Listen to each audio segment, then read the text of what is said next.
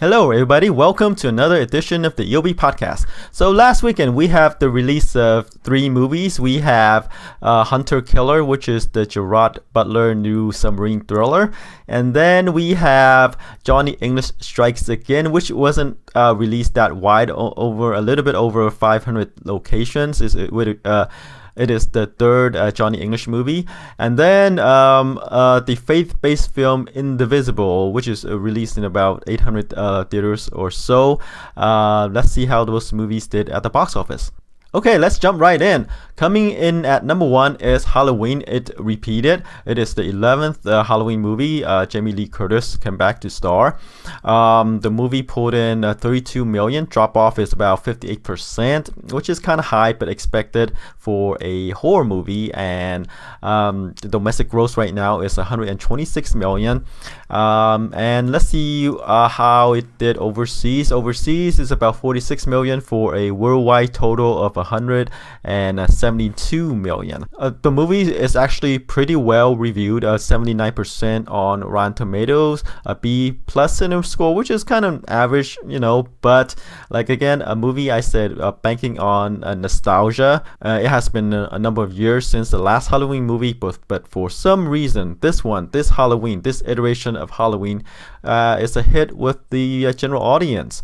And like I say, I was projecting the movie to open somewhere between 15 to 20 million, but the movie blew everyone's expectations out of the water. I'm sure there's some analysts who got it right because they do their advanced analytics, but for people like me who just pulling numbers out of thin air, I don't think they expected this movie to be this popular, right? It opened to 76 million and is still going. It's the number 1 movie 2 weeks in a row, and a drop off it's about nearly about 60%, but hey, it started off high, and it still has a long way to fall, and the budget is only 10 million.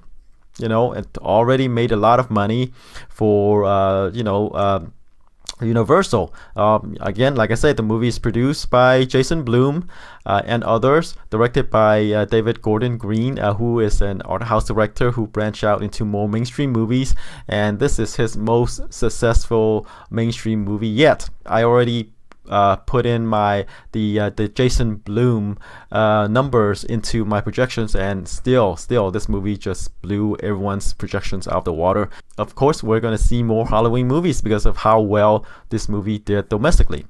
Alright, let's move on to number 2, which is A Star Is Born. Again, it's doing pretty well, holding on pretty well at the box office. Drop off is only about 25%, pulling in 14 million in its 4th weekend.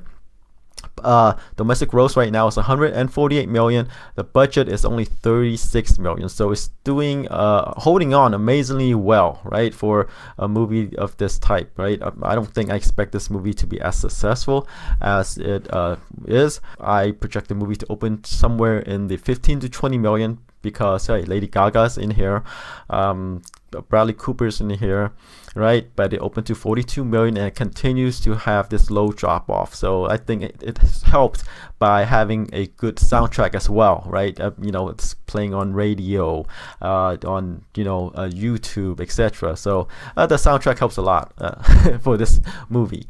All right, let's move on to number 3. Venom. It's the Sony kind of spin-off of the anti-hero that is not Spider-Man. Right, it stars Tom Hardy as Eddie Brock, fellow reporter who ran into some bad dudes and get attached to this symbiote, and they go on their misadventures. And it's doing pretty good as well, pulling about 10.8 million in its 4th weekend. Drop off is about 40% from the previous weekend. Domestic gross is 187 million. Let's see how it did overseas. 321 million overseas for a worldwide total of 508 million. So again, this is a successful entry for Sony, and we cannot underscore this enough. It's that Venom, for it to be a success, is huge for Sony because they only have Spider-Man in the roster, right? And and the characters in the Spider-Man universe. And remember, they were doing like pretty much endless reboots of Spider-Man. Like every couple of movies, if it's not doing well, they did a reboot of the franchise, right? But now they have Venom. They don't have to depend on Spider-Man anymore. And if they do one with other characters like Felicia or something like that, Catwoman, maybe that would work as well. But Venom proved that Sony could do it without Spider-Man, and for it to succeed, everyone's breathing a sigh of relief at Sony. Okay, let's move on to number 4. It is Goosebumps 2 Haunted Halloween. Pulled in about 7.5 million in its third weekend. Drop off is about 23%. Domestic gross is about 38 million. Not doing as well here domestically, and overseas is not seeing the uptick as well, right? 24 million overseas for a worldwide total of 62 million. The first movie did really well. The first movie opened to like 23 million, pulled in 80 million domestic, which this movie, the sequel, probably won't catch up to, and 150 million worldwide. And we are kind of far from those numbers, unless we see like an uptick in, for example, a huge market like China, for example. But I don't think it's opening there, or at least not this year. Who knows if they're going to release it in China, because they do have the quotas, and studios or fighting for those limited slots. And I'm not sure if Goosebumps 2 will get it. And the budget is 35 million, so I don't think again, Sony Columbia, they didn't pour a lot of money in this sequel, and I guess it's another movie that they want to keep on their roster. So it's doing okay worldwide considering, but again, Goosebumps 2 proved that Goosebumps 3 might not be a good idea unless it does really well overseas, and then it's going to play for the overseas market. All right, number 5. Let's get on to number 5. It is The Hunter Killer, one of the new releases last weekend. Stars Gerard Butler as a sub-captain who went over to Russia to rescue the beleaguered Russian president who is experiencing a coup. And he went in and grabbed him and kind of delivered him to the United Nations, so he can tell the world what's going on over there, right? And along the way, he the sub, whatever they're in, they get hunted down. The movie put in 6.6 million or 6.7 million over the weekend in its opening frame. This is a movie that I was wrong on. I said the movie could probably open to 20 to 25 million, mainly because it's like an action movie. It stars Gerard Butler. He did the Olympus Has Fallen movies, and those did pretty well. And I guess like submarine movies, the story will have some tense moments because of like I said, in the sub they're being hunted, cat and mouse game, and unfortunately the reviews weren't good. 37% on Rotten Tomatoes, but it's saved by the A- cinema score, so that means the people who saw it liked it. So there's this disconnect there, right? This is kind of like the big dumb action movie kind of that critics don't like, but the audience enjoyed, right? But the word is not out there. The word is not out there, getting out there that this might be one of these dumb popcorn movies, right? I said the movie could open to 20 to 25 million, but it fell way short of that. It opened only up to 6 to 6.7 million, and that's way below at least my projection. So what does this say about Gerard Butler, right? He had that bomb, a Geostorm, a year or two ago, right? And this is another kind of like high budget movie that is not doing it in terms of box office. So what does that say about, like I say, Gerard Butler moving forward, right? So this is one of these misses, Gerard Butler bombs. It feels like. Okay, let's see if it opened overseas yet. Yeah, it hasn't opened out wide overseas yet, but like I say, this is going to be one of these high budget bomb that has Gerard Butler's name attached to it. Okay, number 6 is The Hate You Give. It pulled in 5.1 million in its fourth weekend. Drop off is relatively low, 33%. Domestic gross is 18 million. Budget is 23 million, so it's getting there. And overseas hasn't opened that wide overseas yet. 1 million that from overseas for a worldwide total of 19 million. But this movie is actually doing pretty well critically. 97% Rotten Tomatoes, A+ cinema score, and the drop off is relatively low. So I think this movie is gonna continue to have the word of mouth, gonna continue to bring people in to watch this movie slowly, since the drop off is so low, because of how well reviewed it is. It's probably, I don't know how long it's gonna stay in theaters, but it's still bringing them in. So I think at the end of its run, it might, pull in maybe 30 to 35 million domestically. So we'll see. All right, number 7 is First Man, the astronaut movie about Neil Armstrong, starring Ryan Gosling. It pulled in about 4.9 million in its third weekend. Drop off is kind of about 40% from the previous weekend. Domestic gross is about 37 million. Budget is about 60 million. So domestically, it's not going to hit its budget. But worldwide, let's see, overseas, 37 million overseas for a worldwide total of 75 million. So it looks kind of like a dud to me from where I'm sitting. It is like domestically, it's not pulling in the numbers, and overseas, it's not pulling in the numbers as well. So it's gonna be one of these studs for this astronaut movie. All right, moving along is number 8, Smallfoot. Pulling about 4.8 million in its fifth weekend. Drop off is relatively low, about 28%. Domestic gross is about 72 million. Let's see, overseas, about 94 million overseas for a worldwide total of 167 million. So it's doing okay, pretty decent here domestically, because the low drop off numbers is staying in theaters, and it's doing pretty well overseas. I don't think the budget is that high for Smallfoot. The budget's probably ranging from 50 to 70 million depending on how it's done. Okay, let's move on to number 8, Night School, the Kevin Hart, Tiffany Haddish comedy. Pulled in about 3.3 million in its fifth weekend.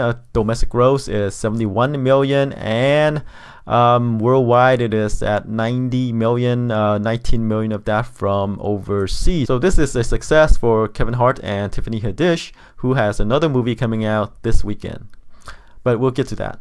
All right, let's move on to number 10, a movie that pops up in the top 10. It's mid-90s. It's directed by Jonah Hill.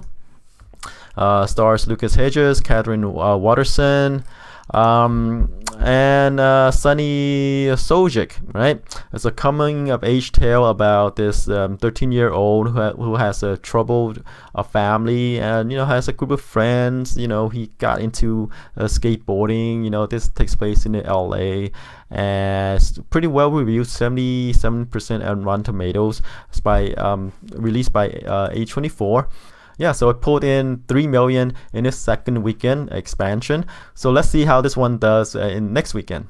Okay, so that's it for the top 10, but we have 2 notables. The 2 from the last weekend, the new releases. It is Johnny English Strikes Again, a movie that I said could probably open somewhere between 1 to 2 million, because it is released in about 500 locate theaters or so, right? The first Johnny English didn't do that well, but it did really well overseas, right? It opened to 9 million, 28 million domestic, 160 million worldwide.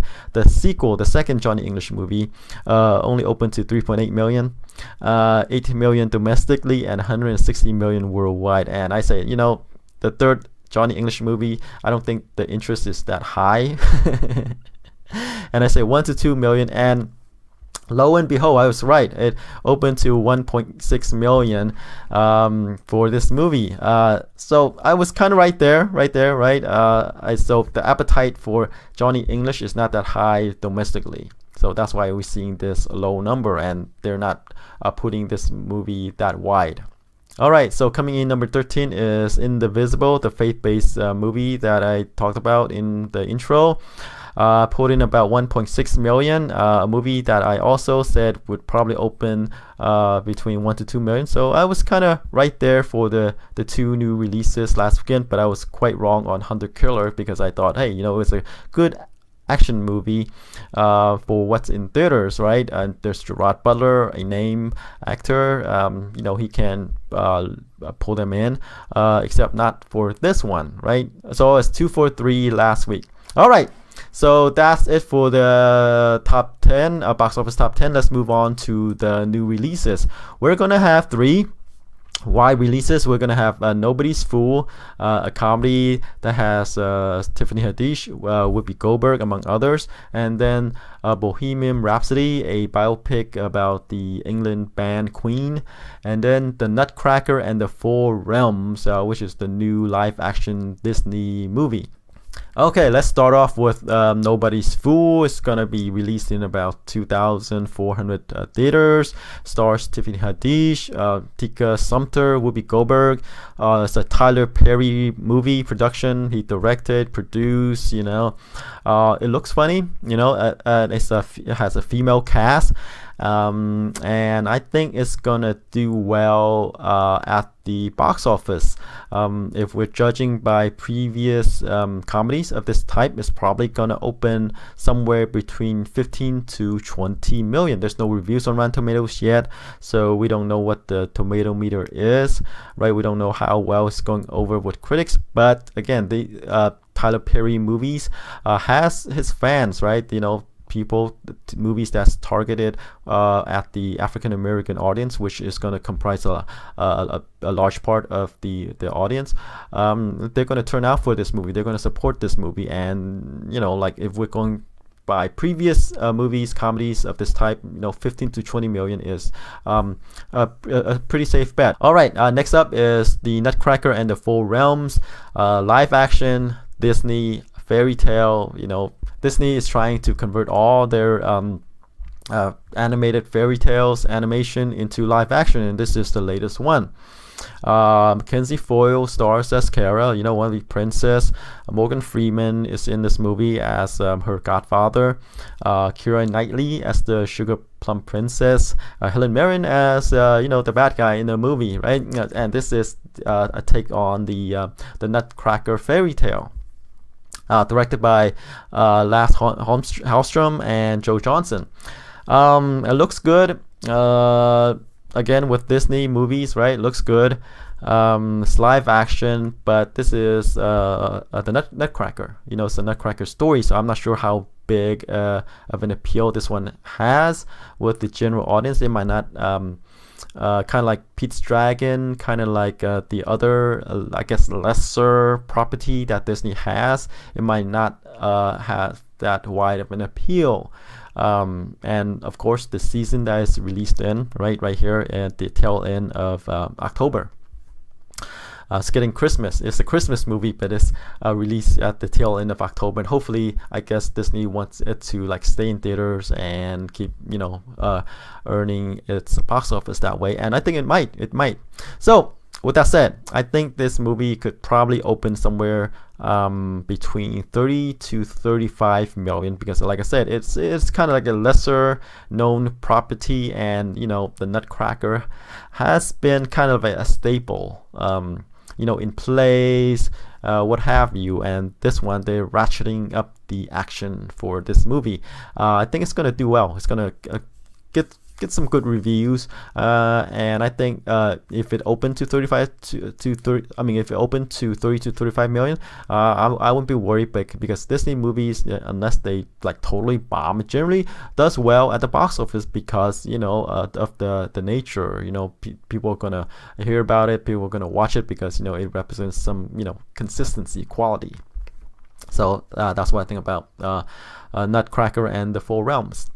All right, next up is Bohemian Rhapsody, the biopic about the England band Queen. Bryan Singer directs.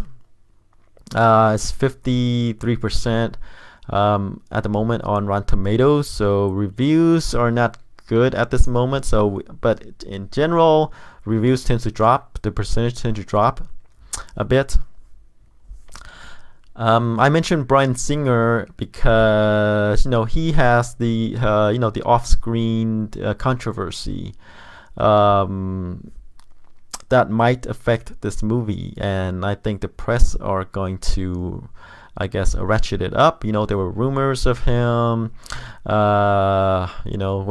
the Me Too movement, taking advantage of underage boys, actors. There's this cloud over this movie. So I'm not sure if it will affect the movie that much. But we'll see, right? But again, let's talk about the movie. Regardless of Bryan Singer, this movie is about the band Queen. Very popular in its days, right? But what about now, right? What about now? Or the younger people, will they appreciate a movie about one of the more influential glam rock, right? More individual bands, decades ago, right? I'm not sure. So I don't think the box office for this one is going to be that high, or the opening for this movie is not going to be that high. So probably 10 to 15 million for Bohemian Rhapsody, mainly because there's this Bryan Singer controversy. There is this the Queen band. The Queen has been a couple decades removed from the public consciousness. So that's why I think the box office for this movie is going to be kind of, opening for this movie is going to be between 10 to 15 million. So, yeah. All right. That's it for this week. Tune in next week to see how I did. Until then, bye-bye.